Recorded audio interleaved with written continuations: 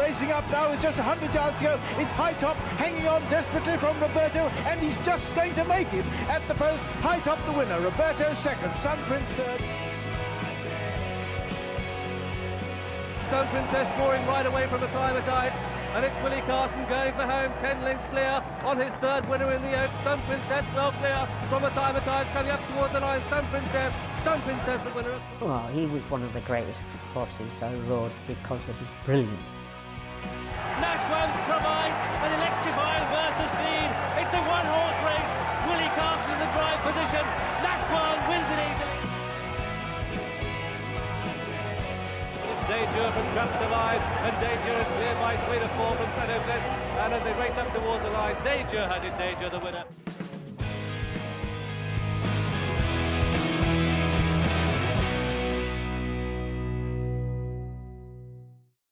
I'm still loving it. It's Willie Carson. Welcome to the show.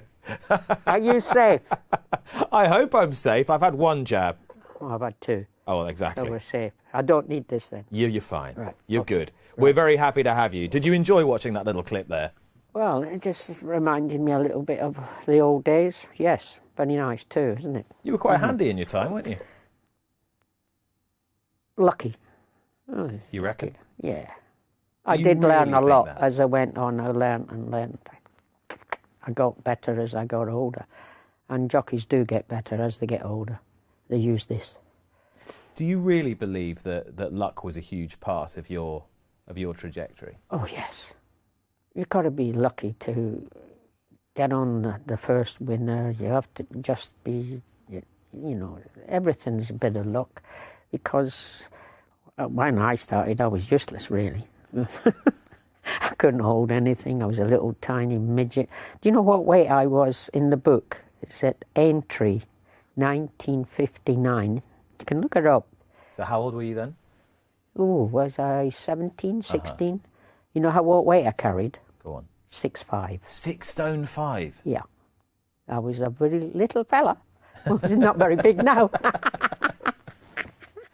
It's funny because your size obviously became a massive advantage to you because... Well, in my day, all the little runts of the family went into racing. You know, that's basically why I became a jockey, because when I was introduced in Scotland, where I was born...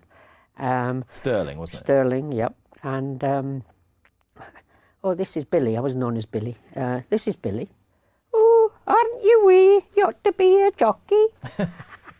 So then we saw the Rainbow Jacket, and you just reminded me that the Rainbow Jacket was a movie that was filmed right here. It was, in Ealing Studios. Yeah. Exactly. I think 1950, mid-50s, something like that. I think it might even been earlier. Robert Morley, anyway, Yeah. 54, 55, I Yeah. think. So you got taken to see The Rainbow Jacket, which was a sort of Ealing I was comedy, I 9 guess. years old, or 9 or 11, so I was very young. And- I was with my father, Uh-huh. and that's me. And that sowed the seed, and that's what I always wanted to do, really, be a jockey. It was drummed into me. And, of course, there was nobody involved in horses in my family. The only horse I ever saw was the horse that was drawing the bread van outside. And what was growing up in Stirling like in those post-war years? I'd imagine pretty austere. Oh, well, of course, yes, it was. Being a little tiny fella, and why am I talking like this? I was a little tiny runt of a kid, and I became a bit of a loner because everybody picked on me, and you got bullied, and, well, you learn how to handle all those things. And I had a great time. I would get on my bicycle. I had a paper round which nobody else would do, and I had it for about 6 years. It was a long trek into Causeway Head, underneath Wallace Monument, and I got lovely memories of going up the track to give the paper to a house under the monument and seeing the red squirrels scurrying away, saying, hello, good morning. These was great days. And cycling 7 miles to Dunblane when my mother was in the Fourways restaurant there. She was a waitress, and she got me into the riding school in Dunblane Square, the cathedral, where Mrs. McFarlane had ponies, and all those ponies basically were started or owned by Bill Sterling of Kieran Corder. Bill Sterling, the owner of Sing Sing. Is that right? Yeah, and I didn't know that at that time, and Maktoum's actually bought that estate, and she I think Bill Sterling might have died, and she said, "I'm not moving out." She barricaded herself in upstairs and wouldn't move out, although the place was sold. How amazing how everything could come full circle like that. And obviously we'll talk about your association with the Maktoums a little bit later. Tell me about your mum, because she was a very key figure in your life, wasn't she? Ah, yeah, Mum was a worker, a bit like myself. And yeah, that's why I inherited a bit of the chit-chat, quick liners from her. And she was a waitress, and she was famous. She come back with, I wish I'd kept them, the Beatles, all the top stars, because the Fourways restaurant was in Dunblane. In Dunblane, it was a sort of on the roundabout. It was a stopping point for tea, dinners, or whatever, lunches, on the way to Aberdeen or right to the top of Scotland. So all the stars used to stay in, stop there for cups of teas and what have you, and she'd get their autographs, and of course she would tell them all about me. Hey, if you still had all those autographs, now, you'd be even richer than you are. No, I remember saying, we had some, these young boys, and they were very polite, This was the Beatles. Well, all the top stars of Scotland. I forgot all the names of the singing fellow. Where's Your Trousers? What's his name? Oh, Donald, Where's Your Trousers? Yeah. Anyway, that guy, and there was. She had all these autographs, and I never bothered. Mm. From what you were saying, you sound like you didn't mind your own company. You were quite happy by yourself, doing your own thing, quietly determined. Did you always have that steely streak? I suppose I did. I was brought up a little bit because parents were always out working. I went to my grandfather's, who had a little tiny Cambus Kenneth Abbey, which was just over the bridge from Stirling, and he had a little small holding there where he had a few pigs, a few calves, orchard. There would be ponies, the trotting ponies would summer in there, and that was the first time I remember getting on a horse. It was one of those ponies. Well, it might have been a horse, but it's a tiny orchard, trees all over it, and I got up the gate, popped on this horse's back, bloody thing took off. I was hanging on for dear life, but it didn't go far. And I remember that was the first time I think I ever sat on a horse. Were you brave then? Stupid. Bit of both. I've always been a bit stupid, yeah. And your experience there with your grandfather, he obviously reared animals, you said he had a small holding. Do you think it was that start that made you have that empathy with the animals? And sort of now, I know you've had a wonderful third career, breeding horses very successfully. Do you think it all stemmed from back then? Maybe you're right. I don't recall that happening, but maybe it did. When I first went into racing, I thought horses were stupid, and was brought up to think that it was all brute force with horses, big long sticks we had, and no. As the years went on, you realise that it's not brute force. You have to be kind, but tough with horses. I now go into the paddocks. Didn't have time this morning to go and see them, but you go in there and the mares and foals, they're lying down, put their head up. Oh, it's you. So, sometimes I'll lie down in the summer with the foals and chat to them, and you become part of the herd, and I think that makes them a little bit more not they're a flea animal, and makes them like people more than sort of some people where they herd them and things like that, they get a little bit different. You know, the mentality is people are not nice. How important for you over the years, both when you were riding right at the very top level and post your retirement and now particularly, how important has having those horses around you at home been and that sort of environment? Well, back in 1969, Bernard van Cutsem, who basically is the guy who really gave me confidence, because I had no confidence in the early days. He gave me confidence to believe in myself. And he was a trainer who all the jockeys, the Doug Smiths and the Eve Smiths, and used to hate because he used to bollock them. You know, he was a tough man. And anyway, I don't know how it happened, but he didn't particularly want me to begin with. It was Lord Derby who got me to come and be his jockey, and he was the trainer. And of course the relationship started, and he must have saw something in me that nurtured me. I had to get Dickie Bow on dinner suit and go over to Northmoor Farm where he lived once a week and have dinner with all the owners. Well, in full black tie? Yeah. I had, when I first went there, all these nice and folk, and I'm looking at the butler saying, what do I do? Anyway, meeting all these lords and ladies, and he was basically getting me to believe in myself. And when I made a mistake, I would come in and say, oh, sorry, I shouldn't have done it. The phone would go at night time. He'd ring me up and start saying, you know, calm down, people make mistakes, don't do it again. He was the man that sort of built me up. What do you think he saw in you? Because this was sort of late 60s, yeah? He saw a little fella that could produce a gamble. He loved a punt. Mm-hmm. And we did some funny things in those days, which I shan't go into.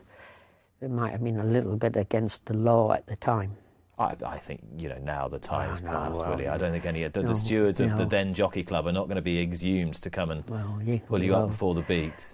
Well, they organise, and I'll tell you one story. Golden Love was owned by, I think, the president of Venezuela. Forgot his name. And Golden Love was a nice 3-year-old colt. And he'd had a couple of quiet runs, too short for him. And he had this race at York, 1.5 mile maiden at York.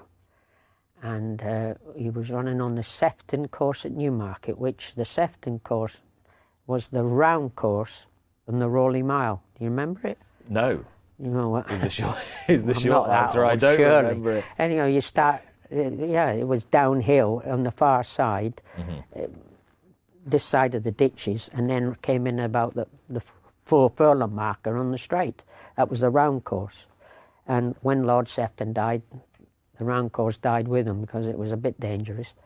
And he said, what you do, jump off, no stalls. He said, get to the outside and go around 7, 8 wide into the straight and then come in.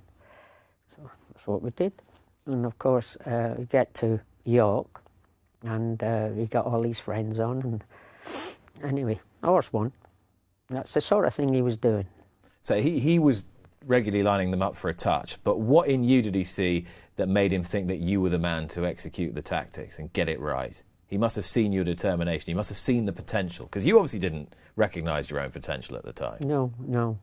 I remember Robert Armstrong, who unfortunately just died, was driving me back from Lewis races when I was about 23-year-old.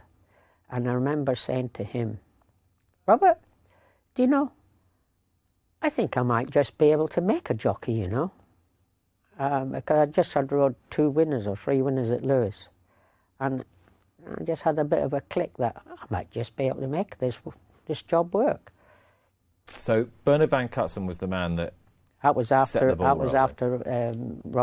ball Fred Armstrong. I was apprenticed to Fred and started with Gerald. Yeah. And yes, I suppose it was Bernard who brought it out of me, yeah. Gave the impetus to your career. What if there was a big turning point? If there was a point where Willie Carson became a jockey of standing rather than just another jockey, what would it have been?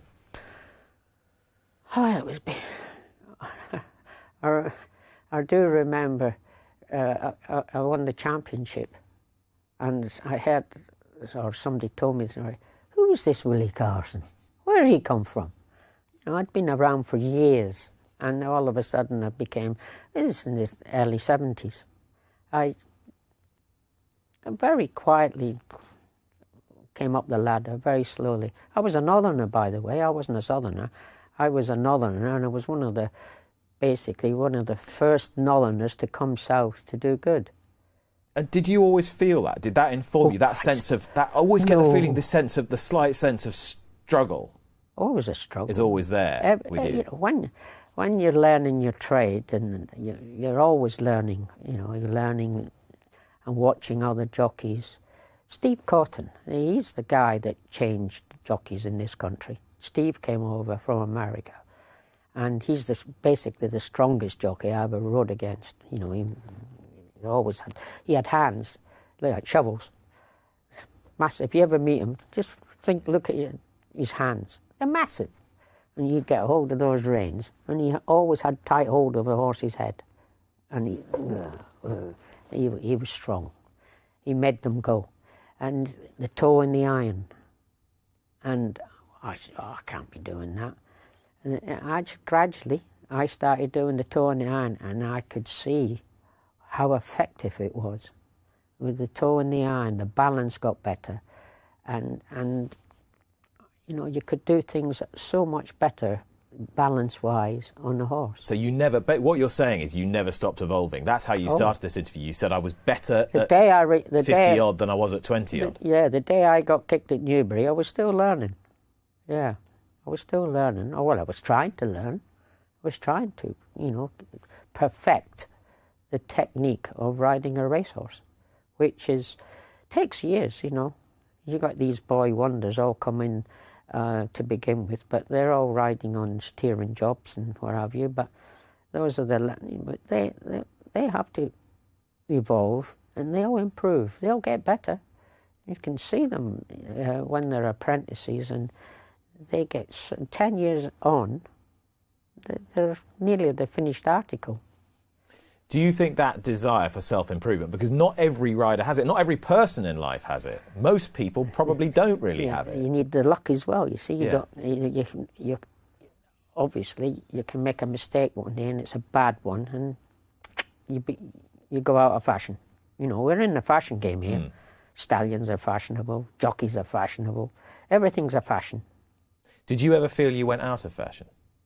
Oh yeah, I remember. Don't Forget Me. 87. I was 7th in line to ride him. I took Elaine, and we went and stayed with friends in Ireland. And I went to the races, and I was after the cork lot, the bitch pack they called them, when they were what was it, the Hogans. And I was in the bar with them and said, all right, your horse, all right. This was in January. This was Don't Forget Me. But I was about 7th in line. I only got on him 2 days of Greville. Greville was going to ride them, and I knew that my spy told me that Guy Harwood was definitely going to run. I can't remember which horse it was, but he was definitely going to run it, and Greville would have to ride it. And I just hung back, and I think I might have been badgering Richard Hannon. I said, Greville's not going to be able to ride, you know. Anyway, I got on him. That's a good story as well. When the night before that horse went to the races in the horse box, pulled a shoe, nails went in his foot, and some hard-working lad, I think it might have been Taffy, sat up all night and poulticed that foot all night. And, you know, my orders by Richard Hannon was, when I went to post, if you find him a little bit lame, pull him out. Ooh, he didn't have much hope for that, did he? I was proud of that ride because I made all the running and my fractions, if you look back, spot on. It was a good ride. And But then I was, at that time, I was believing in me, although others weren't. And that was 87. Don't forget me, what an appropriately named horse. Because it wasn't long after that you were considering packing the whole game in. Oh, yes. That was when the unfortunate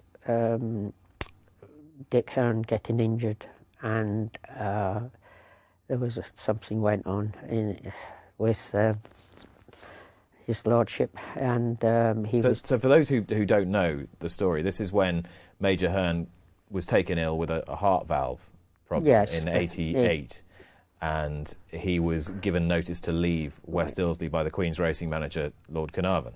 It was actually when he was lying in Stoke Mandeville Hospital. Yeah. And Lord Carnarvon obviously was going over to the stables and upsetting the staff by staying there till 6:30 at night looking round the horses. And I think Dick had to have a word with him saying not to do it. And that caused bad blood. And of course, Lord Carnarvon must have thought, out.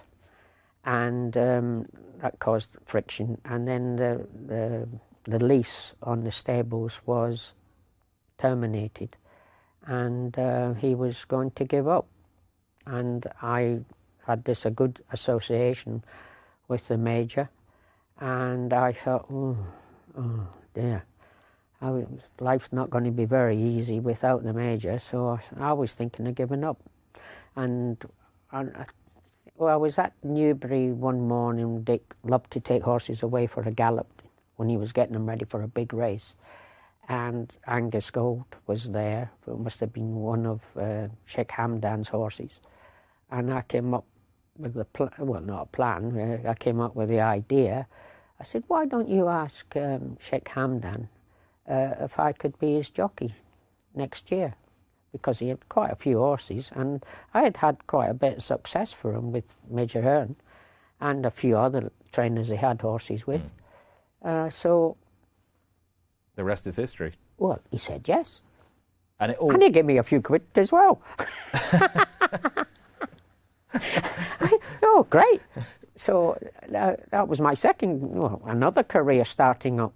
Well, this was the most celebrated phase of your career, because I know you'd already had those wonderful times with Sun Princess and Dunfermline. This is not boring people, is it? It's not boring me. So if it's boring you, I'm sorry, but it's definitely not. It was definitely not boring me. This was history. This was the phase of your career, though, that I think most people now would really latch onto. This, the blue and white silks, the Deja, the Nashwan, Salsabil. I mean, 1990, somehow you managed to finish second in the Jockeys' Championship, and you had your best ever season, and all these wonderful horses as well. This great job with Sheikh Hamdan. Was that the sort of... Well, basically a pinnacle. Was that the pinnacle? Really, yeah. Well, it started off with... Well, I always thought my pinnacle was Her Majesty the Queen's Dunfermline in the Oaks. 77. That was fairy tale stuff. Absolute fairy tale. Can you imagine? Jubilee year and Jubilee week, the Oaks is run, and her horse wins the Oaks. Unbelievable. Absolutely. And, due respect, there she is. She hung like a barn door as well, the last bit. Watch her head going round. Left-handed stick. Come on, keep straight, girl. Come on, keep straight. Keep straight. Don't interfere. You're going to be in trouble in the stewards room. So I had to keep... If you see the head on, she does go in. Shade Cosley, wasn't it? Well, we call it... I was... that right rein was tight, and the photographs of her, the headpiece, was all to one side afterwards. Look at Kamani. Second and third, he wasn't a happy man. I bet he wasn't. No. Special moment for you, though, as you Very say, for the Queen special. in Jubilee year. Jubilee year. She wasn't actually there because of all the things that were happening for the Jubilee. I spoke on the telephone with her upstairs. I was happy. I don't remember what she said because I was sky high. And the horrible thing about that was, it was on the Saturday. The Wednesday was the Derby, and the Saturday was the Oaks Yeah. in the old days, and I couldn't find anybody with a flag. I wanted to come in With holding the flag. holding up, and I could not find anybody with a flag. That would have been just icing on the cake to come in with a Union Jack. But perfect that you'd won, and you must have thought it was never going to get any better. But as I said, that little period where you did start riding for Sheikh Hamdan, and you had all those champions in a very short succession, and Nashwan really was probably the other horse that sort of defined that part of your career, wasn't he? Well, he was a marvellous horse, wasn't he? It was. Can you imagine driving to work at 7 o'clock in the morning and you're going to ride Nashwan and Deja, piece of work? Oh. makes me tingle now. You know, and Dick Hearn had so many good lads. He had a lot of lads in his yard that were basically, there's Nashwan, yeah, that could have been jockeys, you know. They were semi-jockeys, really, all riding these horses' work. That long stride, look at that long stride. He didn't actually stay a mile and a half. You watch him now, he gets to about the 1.3 and then I'm pushing away, hands and heels, and that's when I felt him go. The engine cut out and he hits the rail there. Boom, he hit the rail. He was tired. You know, he'd come to the end of his stamina. But class. You can't beat class, can you? He was a class horse. You can't ever have had a feel round Epsom like the one he gave you in the Derby, can you, or can you? It was pretty uneventful, really, uneventful. Yeah, I was lucky because I didn't think that year there wasn't many good 3-year-olds about. Cacaethes was my main danger, and I went sooner than I should have done because I saw Greville's on Cacaethes and just in front of me. I thought, kill him, you know, get him. So I went for him, and I went a bit early, but I wanted to get that horse beat, really. And when we're 6 days away from the Derby now, when Derby chat starts around the country, or around racing really now, because it doesn't really chat around the country, does it still get you going? Oh, the Derby. The Derby is the Derby. It's the main race. This is the best race. No, was it the best? It's the most important race in the whole world. The whole world. I'll go to Epsom Derby Day and I'll meet up old pals from all over the world. Japanese, Australian, South African. Max Roberts always comes. And you meet up, they all come for the Epsom Derby. The Americans, they all love it. And a certain Lester Piggott as well. Oh, he'll be there. Yeah, he'll be there. Oh, the great Lester, yeah. How different would your career have been if Lester hadn't been around? Oh, can you imagine, eh? Been a lot easier, wouldn't it? Lester Piggott, all the press, every morning you pick up the paper, there's the great Lester Piggott, and I had to get in here that I was as good as him, but I was being drummed in by the press, and you know, everybody, Lester Piggott. It was difficult, you know. It's not just me. There'd be Joe, Bruce, Steve, and we all had to sort of ignore what was being said, you know.